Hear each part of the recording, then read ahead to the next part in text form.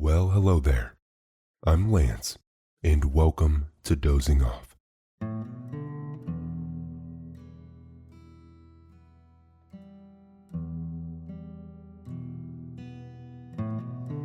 Dozing Off is a podcast where I'll read you to sleep.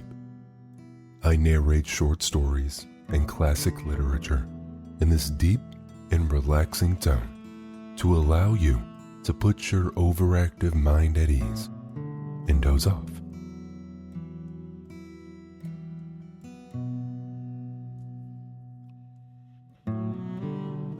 Earlier this week, I got a TikTok about Nathaniel Hawthorne, and I was so determined to find a story that would be enjoyable to read, but also perfect to fall asleep to.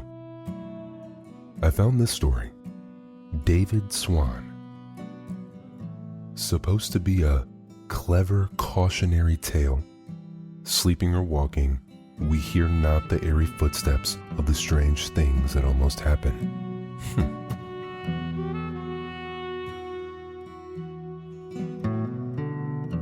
If you're interested in another sleep story each week, feel free to check out the Dozing Off Patreon. We got 2 new patrons this past week, Terry Birchfield, Debbie Thompson. Thank you for being a part of making this show what it is. Okay, without further ado, here we go.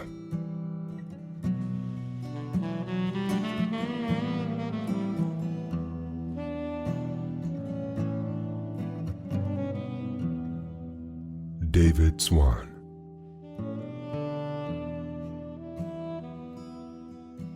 We can be but partially acquainted even with the events which actually influence our course through life and our final destiny. There are innumerable other events, if such they may be called, which come close upon us, yet pass away without actual results, or even betraying their near approach, by the reflection of any light or shadow across our minds. Could we know all the vicissitudes of our fortunes, life would be too full of hope and fear, exultation or disappointment, to afford us a single hour of true serenity. This idea may be illustrated by a page from the secret history of David Swan.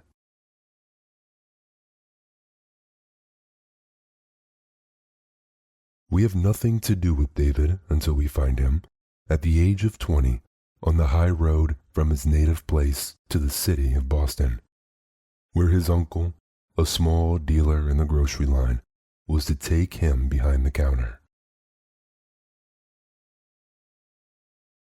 Be it enough to say that he was a native of New Hampshire, born of respectable parents, and had received an ordinary school education, with a classic finish by a year at Gilmanton Academy. After journeying on foot from sunrise till nearly noon of a summer's day, his weariness and the increasing heat determined him to sit down in the first convenient shade, and await the coming up of the stagecoach.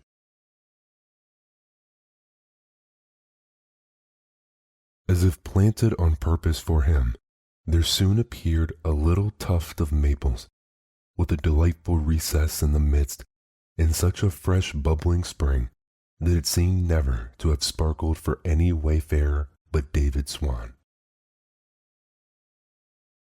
Virgin or not, he kissed it with his thirsty lips and then flung himself along the brink, pillowing his head upon some shirts and a pair of pantaloons, tied up in a striped cotton handkerchief. The sunbeams could not reach him. The dust did not yet rise from the road after the heavy rain of yesterday, and his grassy lair suited the young man better than a bed of down. The spring murmured drowsily beside him. The branches waved dreamily across the blue sky overhead, and a deep sleep, perchance hiding dreams within its depths, fell upon David Swan. But we are to relate events which he did not dream of. While he lay sound asleep in the shade, other people were wide awake and passed to and fro, afoot, on horseback, and in all sorts of vehicles along the sunny road by his bedchamber. Some looked neither to the right hand nor the left, and knew not that he was there. Some merely glanced that way, without admitting the slumber among their busy thoughts. Some laughed to see how soundly he slept, and several, whose hearts were brimming full of scorn, ejected their venomous superfluity on David Swan. A middle-aged widow, when nobody else was near, thrust her head a little way into the recess, and vowed that the young fellow looked charming in his sleep.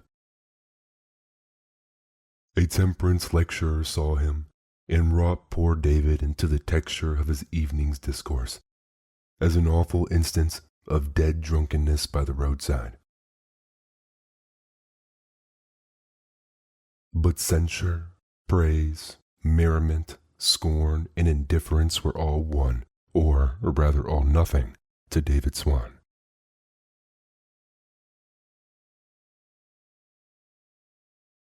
He had slept only a few moments when a brown carriage drawn by a handsome pair of horses bowled easily along and was brought to a standstill nearly in front of David's resting place. A linchpin had fallen out and permitted one of the wheels to slide off. The damage was slight, and occasioned merely a momentary alarm to an elderly merchant and his wife, who were returning to Boston in the carriage. While the coachman and a servant were replacing the wheel, the lady and gentleman sheltered themselves beneath the maple trees, and there espied the bubbling fountain and David Swan asleep beside it. Impressed with the awe which the humblest sleep usually sheds around him, the merchant trod as lightly as the gout would allow, and his spouse took good heed not to rustle her silk gown, lest David should start up all of a sudden. "How soundly he sleeps," whispered the old man. "From what depth he draws that easy breath. Such sleep as that, brought on without an opiate, would be more worth to me than half my income, for it would suppose health and an untroubled mind." "And youth besides," said the lady.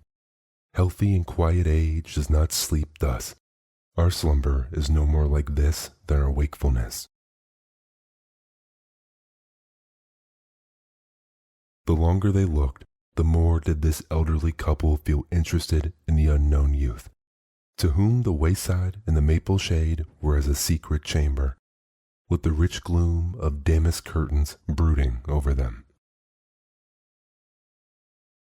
Perceiving that a stray sunbeam glimmered down upon his face, the lady contrived to twist a branch aside so as to intercept it. And having done this little act of kindness, she began to feel like a mother to him. "Providence seems to have laid him here," whispered she to her husband, "and to have brought us hither to find him, after our disappointment in our cousin's son.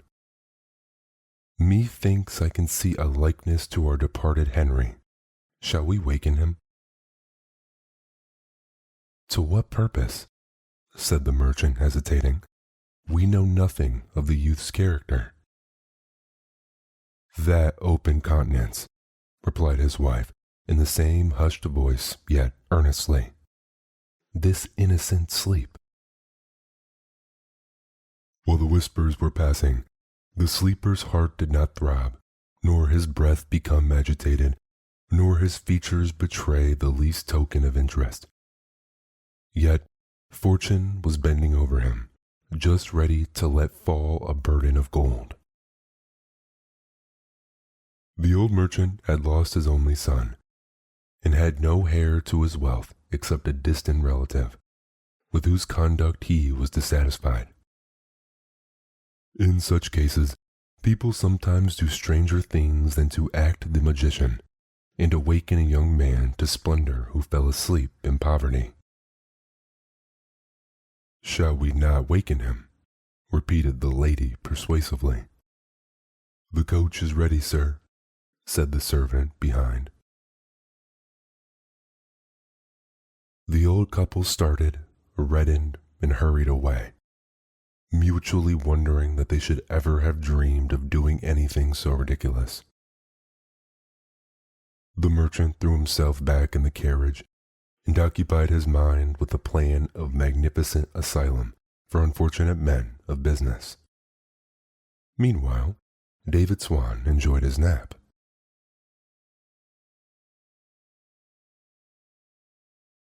The carriage could not have gone about a mile or two when a pretty young girl came along with a tripping pace which showed precisely how her little heart was dancing in her bosom.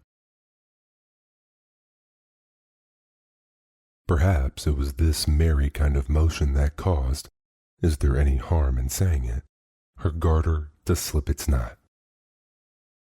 Conscious that the silken girth, if silk it were, was relaxing its hold, she turned aside into the shelter of the maple trees and there found a young man asleep by the spring. Blushing as red as any knows that she should have intruded into a gentleman's bedchamber, and for such a purpose, too, she was about to make her escape on tiptoe. But there was a peril near the sleeper. A monster of a bee had been wandering overhead.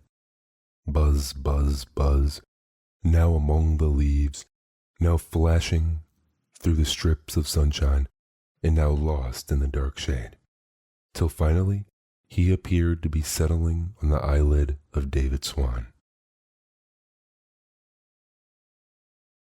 The sting of a bee is sometimes deadly. As free-hearted and as innocent as she was, the girl attacked the intruder with her handkerchief, brushed him soundly, and drove him from beneath the maple shade. How sweet a picture! This good deed accomplished with quickened breath and a deeper blush, she stole a glance at the youthful stranger for whom she had been battling with a dragon in the air. "He is handsome," thought she, and blushed redder yet. How could it be that no dream of bliss grew so strong within him, that, shattered by its very strength, it should part asunder, and allow him to perceive the girl among its phantoms? Why, at least, did no smile of welcome brighten upon his face? She was come, the maid whose soul, according to the old and beautiful idea, had been severed from his own, and whom, in all his vague but passionate desires, he yearned to meet. Her only could he love with a perfect love. Him only could she perceive into the depths of her heart. And now her image was faintly blushing in the fountain by his side, should it pass away. Its happy luster would have gleamed upon his life again. "How sound he sleeps," murmured the girl. She departed, but did not trip along the road so lightly as when she came. Now, this girl's father was a thriving country merchant in the neighborhood, and happened at that identical time to be looking out for such a young man as David Swan. Had David formed a wayside acquaintance with his daughter, he would have become the father's clerk and all else in natural succession. So here again had good fortune, the best of fortunes, stolen so near that her garments brushed against him, and he knew nothing of the matter. The girl was hardly out of sight when two men turned aside beneath the maple shade. Both had dark faces, set off by cloth caps which were drawn down aslant over their brows. Their dresses were shabby, yet had a certain smartness. These were a couple of rascals who got their living by whatever the devil sent them, and now, in the interim of other business, had staked the joint profits for their next piece of villainy on a game of cards, which was to have been decided here under the trees. But, finding David asleep by the spring, one of the rogues whispered to his fellow, "Hist, do you see that bundle under his head?" The other villain nodded, winked, and leered. "I'll bet you a horn of brandy," said the first, "that the chap has either a pocketbook or a snug little hoard of small change stowed away amongst his shirts. And if not there, we shall find it in his pantaloons pocket." "But how if he wakes?" said the other. His companion thrust aside his waistcoat, pointed to the handle of a dirk, and nodded. "So be it," muttered the second villain.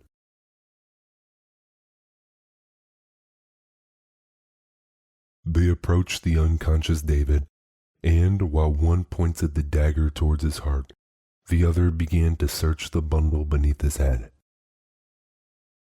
Their two faces, grim, wrinkled, and ghastly with guilt and fear, bent over the victim, looking horrible enough to be mistaken for fiends, should he awaken. Nay, had the villains glanced aside into the spring, even they would hardly have known themselves as reflected there. But David Swan had never worn a more tranquil aspect, even when asleep on his mother's breast. "I must take away the bundle," whispered one. "If he stirs, I'll strike," muttered the other. But, at this moment, a dog scenting along the ground came in beneath the maple trees and gazed alternately at each of these wicked men, and then at the quiet sleeper. He then lapped out of the fountain. "Pshaw!" said one villain. "We can do nothing now. The dog's master must be close behind." "Let's take a drink and be off," said the other. The man with the dagger thrust back the weapon into his bosom and drew forth a pocket pistol, but not of the kind which kills by a single discharge. It was a flask of liquor with a block tin tumbler screwed upon the mouth. Each drank a comfortable dram and left the spot with so many jests and such laughter at their unaccomplished wickedness that they might be said to have gone on their way rejoicing. In a few hours they had forgotten the whole affair, nor once imagined that the recording angel had written down the crime of murder against their souls in letters as durable as eternity.